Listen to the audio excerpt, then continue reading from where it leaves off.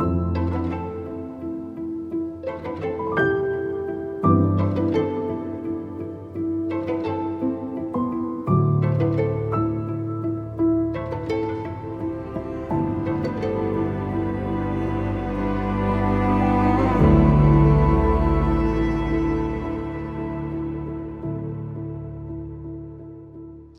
this is John Ortberg. We're talking about being renovated from the heart, Dallas Willard's book, and talking these days about our relationships with other people. So I thought, well, I should talk to somebody I'm in a relationship with. And that's my friend Jimmy Mellado. Jimmy, I'm really grateful for you spending a few minutes with me. That's the best. Always fun with you. It is. We're just in between meetings, and so we thought we'd take a couple of minutes right now to talk about what Dallas discovers. This is so brilliant. He's talking about what does relational wholeness or wellness look like? What does a flourishing relationship look like? And Jimmy, I've learned that so much from you, with you, over the last 30 years.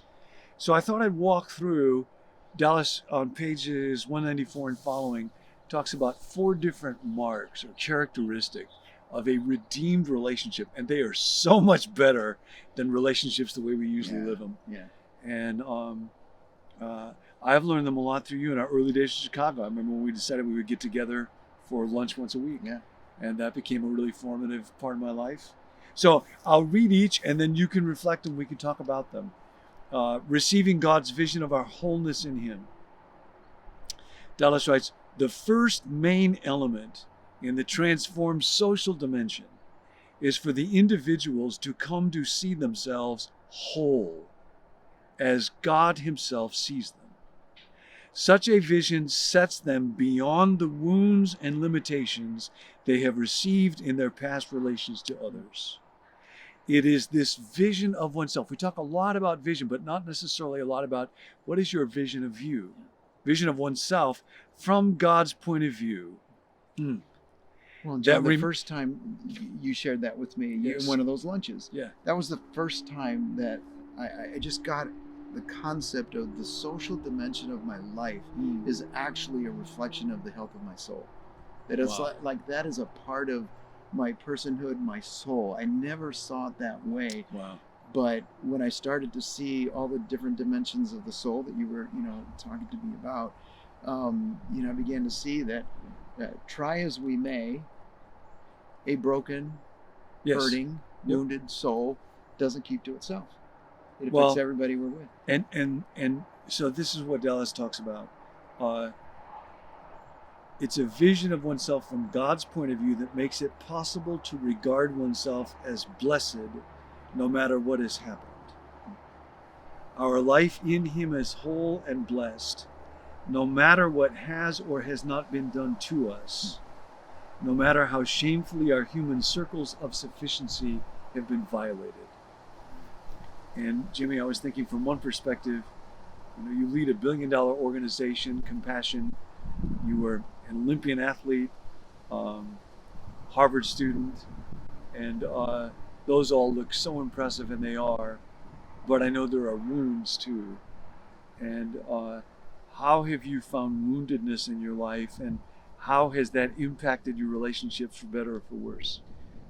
Well, my parents moved 41 times in 63 years of marriage. Wow.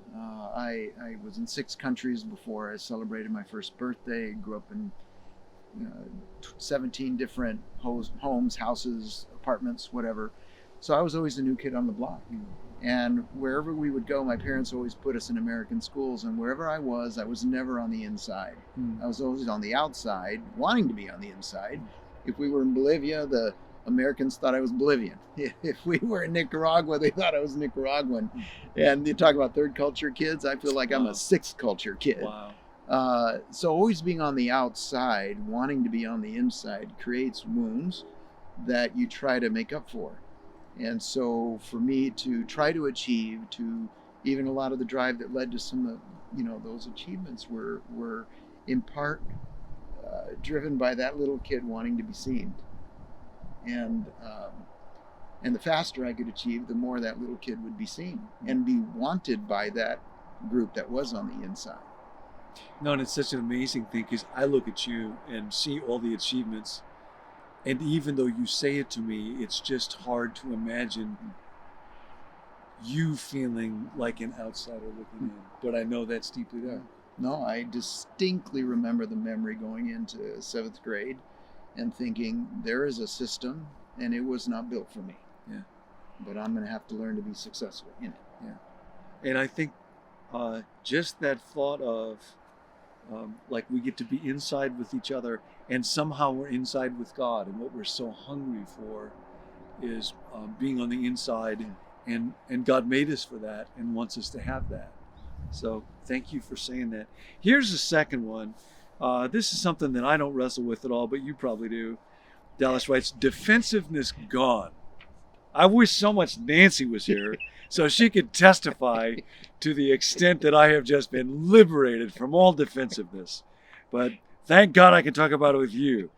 The second element in the spiritually transformed social dimension is abandonment of all defensiveness. Isn't that incredible? This, of course, would occur only in a social context where Christ dwells, that is, among his special people. But it is natural it would occur in the absence of attack and withdrawal, whatever that may be, or where we have an impregnable defense against it. This abandonment of defensiveness, gosh, just those words, includes a willingness to be known in our most intimate relationships for who we really are. It would include the abandonment of all practices of self-justification, evasiveness, and deceit, as well as manipulation. What do you think? Well, I know Leanne's watching this, so I'm already fearing what she's going to put in the chat. Like, no, that's not true. No, but it was not Leanne too is long Jimmy's ago. wife, in case you didn't guess. Right, oh yeah. So it was not too long ago, I actually told Leanne that defensiveness was really where I need to grow a lot. And I just get defensive so quickly, particularly with her. And it's like the most obvious sign to me of my brokenness at a soul level. And I told her, I said, that is my growth edge there, is to totally be released of defensiveness, and to because of that wounding that we talked about earlier. Yeah. Of wanting to be seen. So if I'll do something, and Leanne and I love working on projects together, and but if I do something and if her reaction isn't like, wow, that's amazing, Jimmy, no one in the world could do it like that, that's just unbelievable. If it's not that, then it's like I get totally defensive, shut down, shut her out. So right now Leanne is writing in the comments, this is the most unbelievably brilliant interview I have ever heard. So, well, because she knows how true it is and how quickly I can go to be defensive, because you go, well, that's not just, and that's not fair, and then I should be appreciated, and you get I get a very self-centered view of the world when the world doesn't behave the way I want it to soothe what I'm wanting and my wounds and expectations. Oh, yeah, and it's so strange how, because I do wrestle with defensiveness so much, and the only way to be close is transparency and risking being known. Yeah. You know what I found? Like, I'm not defensive at all at work for the most part. It's the people that you're most intimate with that I feel like I am most easily defensive with. Yes. And why is that the case? Like, these are the people you love, and they love you the most, and yet those are the ones that I have the quickest knee-jerk reaction to defend myself, and to attack or withdraw. Yeah, and I don't know. I've thought about that, because I'm the same way, although I can get quite defensive at work. But I think in a weird way, the more I'm afraid and want everything to work out well, the less defensive I will be, or at least I won't show that I'm defensive. Because I want things to turn out right. Yeah. But actually, when I get comfortable, it's a little bit sad. It's almost like that defensiveness can come out more than that. Yeah. I think about I remember 20 years ago having to apologize for you when we left Chicago, and that was a real difficult, lot of fraught dynamics, and I didn't share with you before we decided to leave that journey. And part of it was because I was afraid if the powers that be asked you, did you know about John thinking about this, and didn't tell anybody, I didn't want you to get in trouble for that. But I realized afterwards, you would much rather have gotten in trouble for that, and have shared that journey with me. And it made me wish so much I would have taken that step of being able to share that together with you. And I think, how often have I missed out on closeness with people because I just do this? So, man. Well, and I remember that season, and I did want to be a part of that process for sure. And I think in terms of when I get defensive, I'm trying to like defend my rights. Yep. I deserve this. Yes. I'm entitled to this. And they should know that too. They should. And